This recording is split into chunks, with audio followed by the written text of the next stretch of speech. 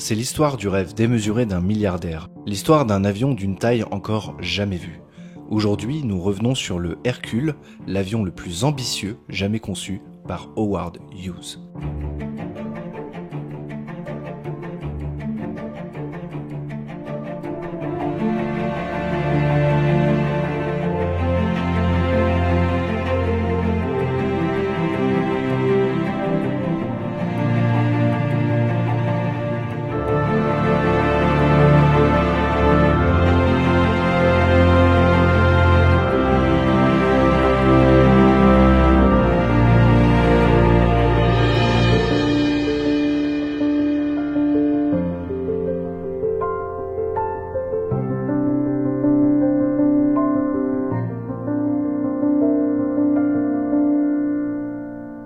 Nous sommes en 1942, au début de la Seconde Guerre mondiale, en tout cas pour les Américains.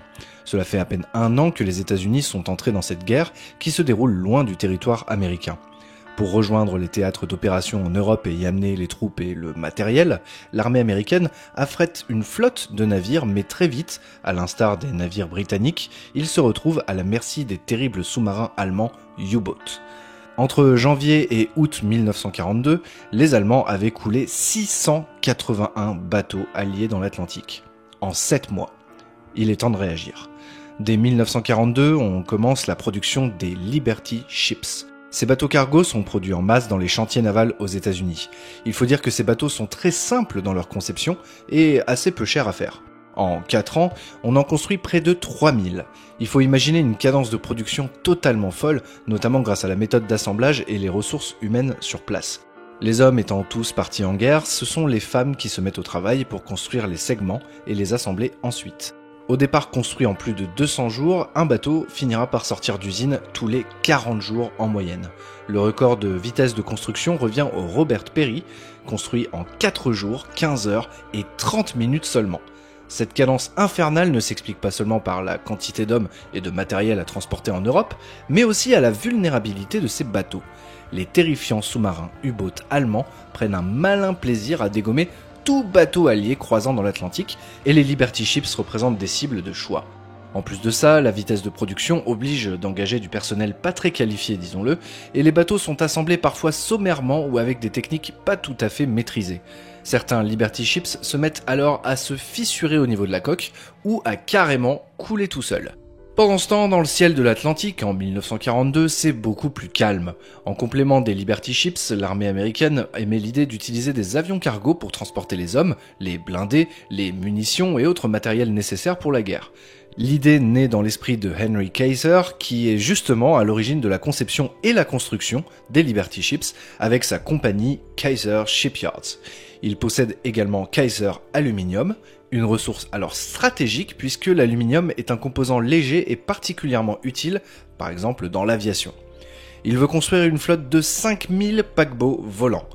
Pour son projet, il a besoin d'un constructeur aéronautique tout aussi fou, et c'est ainsi qu'il va faire appel à Howard Hughes, sorte de playboy richissime de l'époque, qui en plus d'être un réalisateur connu pour notamment le premier film Scarface en 1932, est aussi un passionné d'aviation. Fondateur de Hughes Aircraft, il est à l'origine de plusieurs records en tant que pilote, d'un tour du monde et de la conception d'avions extrêmement bien conçus, comme le H-1 Racer, qui sera l'inspiration des futurs chasseurs allemands Focke-Wulf 190 et les redoutables Mitsubishi Zero japonais. Howard Hughes est aussi riche qu'il est excentrique. On pourrait le comparer à Howard Stark de l'univers Marvel, une sorte de playboy et savant fou, et fou au sens propre en fait, puisqu'il va souffrir toute sa vie de troubles obsessionnels compulsifs. Il faut alors se dire qu'un avion, comme il prévoit de faire, qu'il nomme le HK-1, est à l'époque, et d'ailleurs aujourd'hui, encore difficile à envisager. Il existait déjà des avions de transport très gros comme le Martin Mars, capable de transporter 133 hommes sur 8000 km, mais avec ce projet de Hughes et Kaiser, on voit encore plus grand. Ils se mettent au final d'accord pour produire, au bout du compte, 500 exemplaires du HK-1. Le design original prévoit de pouvoir transporter 68 tonnes de cargo, ce qui équivaut à 750 hommes et 2 tanks jusqu'en Angleterre.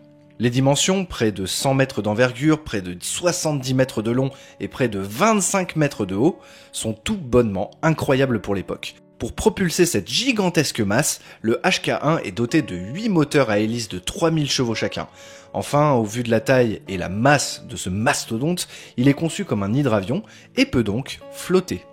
Ce paquebot volant est à la base imaginé avec un fuselage d'aluminium pour gagner en poids et donc en performance, mais le problème, c'est que très vite, Hughes doit renoncer à ce précieux matériau qui est réquisitionné en masse pour d'autres usages militaires prioritaires, comme pour les avions de chasse. Hughes se tourne alors vers un matériau résistant mais bien plus lourd, le bois de bouleau. Ce choix va ajouter des doutes aux investisseurs quant à la faisabilité du projet, sans parler des retards dans la construction, en raison de la manie de Hughes à vouloir tout contrôler et vouloir la perfection ultime. Il s'investit totalement dans ce projet d'une manière presque dictatoriale vis-à-vis de ses employés. La conception continuant à prendre du retard, Kaiser, qui était à l'origine du projet, décide de se retirer. Désormais, le HK-1, combinaison des deux noms de Hughes et Kaiser, prend son nom officiel de H4 Hercule et le développement continue avec une bonne partie de la fortune personnelle et de l'énergie d'Howard Hughes. L'armée aussi révise son contrat puisque désormais elle limite la production de l'avion à un seul exemplaire. La construction se déroule sur l'aéroport Hughes de Carson City, près de Los Angeles. Sur cet aéroport privé, un hangar gigantesque abrite ce qui va bientôt devenir le plus gros avion du monde. La construction avance petit à petit, mais un événement va tout changer. En 1945, la guerre se termine. Le Hercule n'est même pas encore terminé que la raison pour laquelle il a été construit n'est plus. Pour autant, Hughes continue sa construction. Le paquebot volant fait de bois suscite l'intérêt du public et reçoit également le surnom de Spruce Goose, qu'on peut traduire par loi de sapin. Howard Hughes déteste ce surnom et lui préfère le Flying Boat, en français le bateau volant. Une légende raconte qu'il l'appelle aussi le Jesus Christ, car c'est généralement la première chose que les gens disent quand ils voient cet avion pour la première fois. Mais ce que le monde veut désormais savoir, c'est si, tel une oie, cet avion peut voler. La construction et l'avion se terminent en 1947, soit 2 ans après la fin de la guerre. Le gouvernement américain enquête alors sur comment les fonds du gouvernement alloués à cet avion ont été utilisés par Hughes. Hughes déclare alors lors d'une audience « L'Hercule était une entreprise monumentale. C'est le plus gros avion jamais construit. Il est aussi haut qu'un bâtiment de 5 étages et une envergure plus longue qu'un terrain de football. C'est plus grand qu'un pâté de maison. Maintenant, je mets la sueur de ma vie dans cette chose. J'ai ma réputation intacte et j'ai dit à plusieurs reprises que si c'est un échec, je quitterai probablement ce pays et ne reviendrai jamais. Et je le pense vraiment. » Vous l'aurez compris, Hughes ne baisse pas les bras. Il persiste et sitôt son avion terminé, il entreprend de le tester. Le truc, c'est que cet avion est fait pour décoller sur l'eau. Or, il est là, dans un hangar de Los Angeles, où le port d'où il doit s'élancer, Terminal Island dans le port de Long Beach, est à 33 km de distance, et entre les deux, il y a une ville. Autant dire que ça va pas être une mince affaire. On découpe alors l'avion en plusieurs parties qui seront assemblées au port. Les habitants vont alors voir défiler pendant le mois de juin 1946 une aile, puis l'autre, puis l'énorme fuselage de l'Hercule. Alors que les rues américaines sont connues pour leur largeur, le passage du fuselage les fait ressembler à des rues et des maisons miniatures. Le tout arrive à bon port, si je puis dire, dans le port de Long Beach, au bord de l'eau, où l'attend déjà une baie d'accueil, faite rien que pour lui. L'assemblage final commence. Alors que Howard Hughes continue ses auditions dans l'enquête gouvernementale qui le vise, il décide de rejoindre le port de Long Beach, où l'attend son Hercule, et de se lancer dans un test de taxi. En gros, il est prévu qu'il manœuvre lui-même l'avion près du port pour tester si tout fonctionne bien, avant un test plus poussé et un vrai vol. Le 2 novembre 1947, Howard Hughes, un copilote, 2 ingénieurs, 16 mécaniciens, 2 membres d'équipage, certains représentants de l'aéronautique et des journalistes, embarquent à bord du paquebot volant. Au bord de l'eau, des centaines de personnes sont massées pour voir cet avion incroyable voguer. Hughes prend les commandes et effectue d'abord 2 petits tours aux abords de la plage. Puis, contre toute attente, il s'aligne face au vent et met les gaz. Il les augmente peu à peu, l'avion prend de la vitesse et à bord les vibrations sont importantes, tandis que la coque de bouleau fend l'eau à plus de 100 km/h. Quelques secondes plus tard, le vacarme et les vibrations cessent soudainement. Le Hercule vole. Il se maintient à 21 mètres du sol, mais il vole. Sur près de 2 km, il maintient cette altitude avant de finalement se reposer doucement sur l'eau.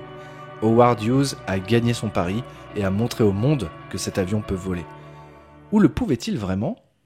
En effet, il faut prendre en compte que l'avion était à vide avec un bon vent de face et il ne s'est élevé que de 21 mètres. Mais s'il s'est élevé, c'est peut-être grâce à l'effet de sol. En gros, c'est un effet aérodynamique qui permet à un avion ou à un oiseau de se maintenir en l'air plus facilement près du sol, et c'est peut-être ce qui a permis à l'Hercule de s'élever. Et il est aussi possible qu'il n'ait pas été assez puissant pour voler plus haut, là où l'effet de sol n'agit pas. Howard Hughes réfutera cette possibilité, argumentant qu'il n'était pas à pleine puissance et aurait pu faire un vol complet. Malheureusement, on ne saura jamais s'il le pouvait, puisque le Hercule ne revolera plus jamais. Après ce test, Howard Hughes va engager 300 personnes qui, dans le plus grand secret, seront chargées de maintenir l'avion en condition de vol. L'avion est alors enfermé dans un hangar du port de Long Beach, sous atmosphère contrôlée, et les moteurs et pièces mobiles sont vérifiés chaque semaine. Le Hercule va rester là, subir des améliorations au fil du temps, mais sans jamais revoler. Il faut dire qu'un avion de cette envergure, surtout fait de bois de bouleau à l'heure où des avions à réaction et des alliages résistants sont développés, ça rend le Hercule totalement dépassé.